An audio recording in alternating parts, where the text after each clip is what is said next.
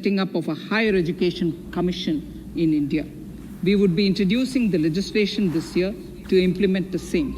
It will be an umbrella body having 4 separate vehicles for standard setting, accreditation, regulation, and funding. Many of our cities have various institutions, universities, and colleges supported by the Government of India.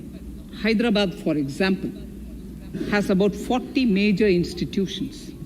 In 9 such cities, we will create a formal umbrella structure so that these institutions can have better synergy while also retaining their internal autonomy. A GLUE grant will be set aside for this purpose. For accessible higher education in Ladakh, I propose to set up a central university in Leh.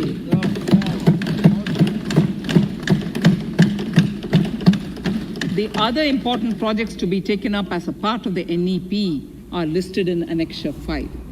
Scheduled caste and scheduled tribes welfare. We have set ourselves a target of establishing 750 Eklavya model residential schools in our tribal areas. I propose to increase the unit cost of each such school from 20 crores, which is what it is now, to 38 crores, and for hilly and difficult areas to 48 crores. This would help creating robust infrastructure facilities for our tribal students. We have revamped the post-metric scholarship scheme for the welfare of scheduled caste students. I have also enhanced the central assistance in this regard. We are allotting 35,219 crores for 6 years till 25-26 to benefit 4 crores scheduled caste students. Skilling. In 2016, we had launched the National Apprenticeship Promotion Scheme.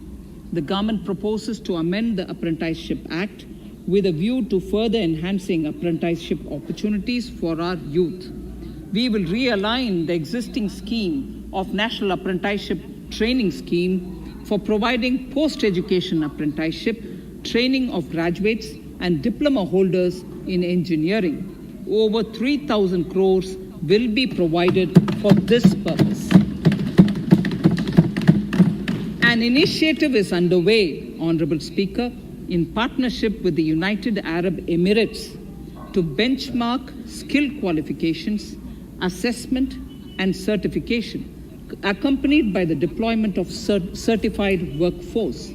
We also have a collaborative intertraining program between India and Japan to facilitate transfer of Japanese industrial and vocational skills, techniques, and knowledge.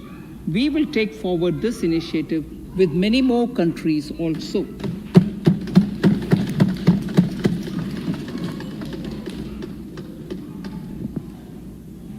Innovation and R&D. In my budget speech of 2019, I had announced the National Research Foundation. We have now worked out the modalities, and the NRF outlay will be of 50,000 crores over 5 years.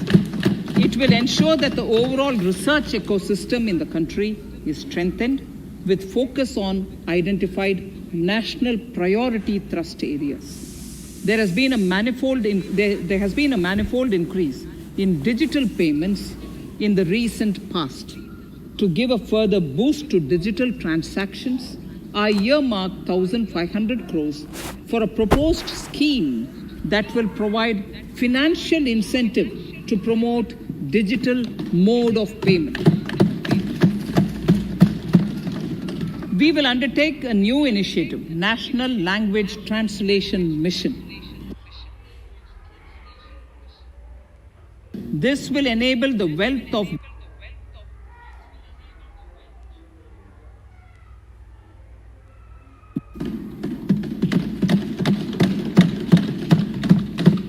the new Space India Limited, a PSU, under the Department of Space, will execute the PSLV CS-51 launch, carrying the Amazonia satellite from Brazil along with a few smaller Indian satellites.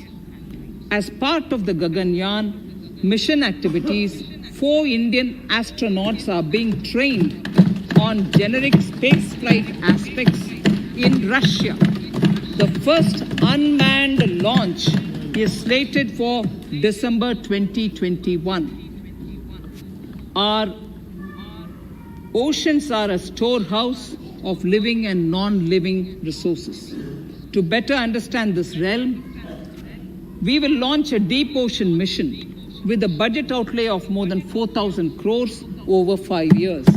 This mission will cover deep ocean survey exploration and projects for the conservation of deep sea